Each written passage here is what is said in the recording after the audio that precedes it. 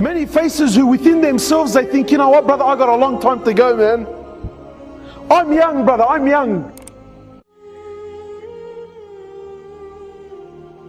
Brothers, I've had the most interesting 5 weeks of my life. I've buried almost 8 brothers in the last 5 weeks. All of which were under the age of 25. All of which were under the age of 25 years old.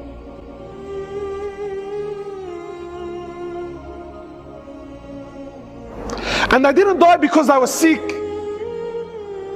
They didn't die because, you know what, he had some illness that doctors couldn't work out. No, perfectly fine boys.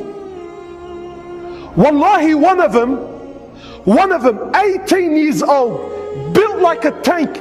We actually had to bend his legs when we put him into the ground. He was so big, we actually couldn't fit him into the hole. We actually had to bend his legs to get him in there.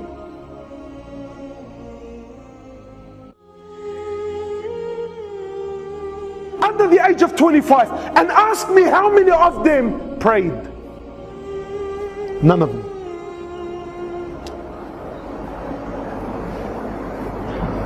How many of them were familiar with Quran? None of them. This is what the people around them are telling me. This is what their friends are telling me. My brothers, you sit here hopeful thinking I have a long life. What gives you this hope, my brother? Go to the cemetery, billah alaik, please.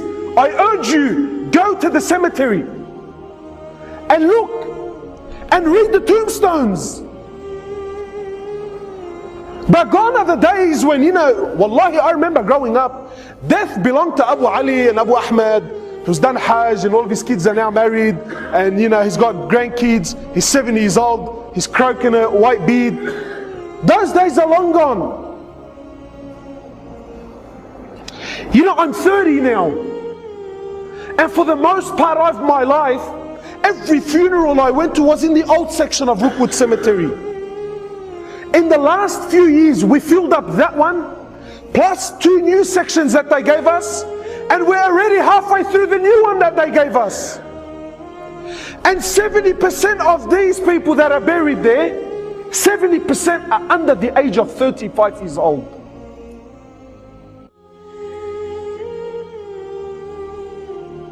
And yet we're still running amok in this world. We're still running amok. My brothers, life is serious, man. I hate to break it to you, wallahi. You know, I can sit here and give you this nice, beautiful talk with the Indian background dancers, Aflam Hindi. I can do that for you, inshallah, and make you feel good. You know, brothers tell me, brother, why have you become so pessimistic? Why don't you speak about the mercy of Allah, the rahmah of Allah? Give people hope. Sometimes hope in the wrong hands, can actually destroy the person. One of the great companions of Muhammad sallallahu alaihi wasallam, I believe it was Mu'adh bin Jabal, I believe it was him, on his deathbed, khalas, last days in his life, conversation now between him and Allah. He says, Ya Allah, you know that I lived my whole life in fear of you.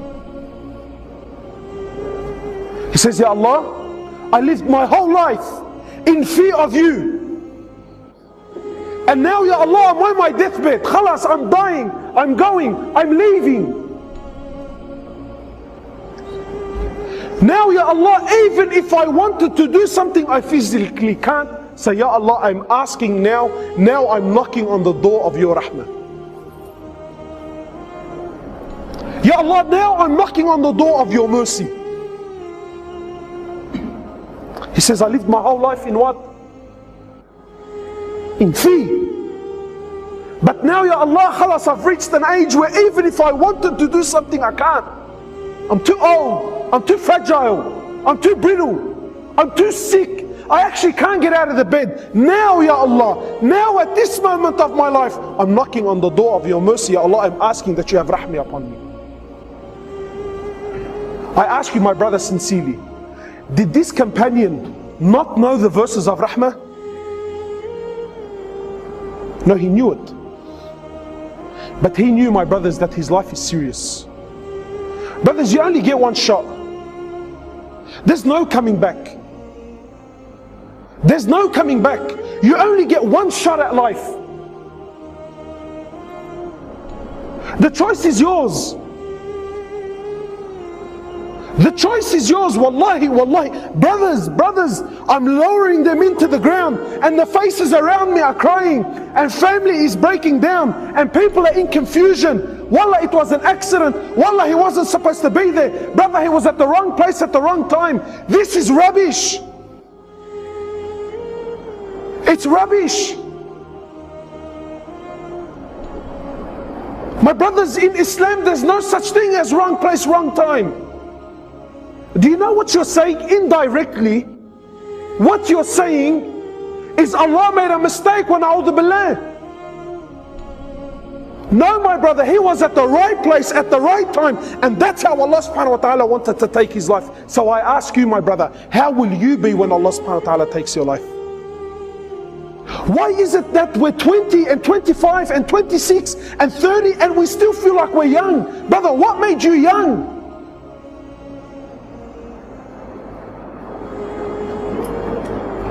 My brothers, you have one shot at life. One shot. There's no coming back. You can't come back to fix things up. Please, my brother, wallahi, I'm begging you, not for my sake, for your sake, make it right, man. Make it right.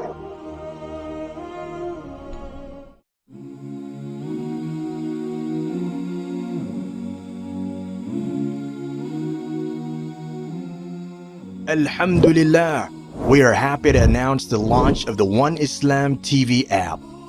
Watch hundreds of high-quality produced Islamic reminders, Quran learning videos, stories of the prophets, and so much more. 2 new videos uploaded daily, insha'Allah. Watch videos on demand, or download videos and watch offline. No more annoying ads or pop-ups. 100% safe browsing for your peace of mind.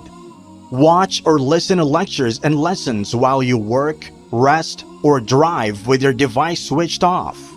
One Islam TV is 100% run and owned by Muslims, which means the small amount you pay for your subscription is a sadaqah jariyah, continuous charity for you, as we use the funds raised to continue producing more beneficial videos and reminders, insha'Allah. The One Islam TV app is now available on Apple devices, Apple TV, Android devices, Android TV, Amazon Fire TV, and Roku, so you can watch on most devices and smart TVs. Download now for a free 7-day trial. May Allah reward you for supporting our work.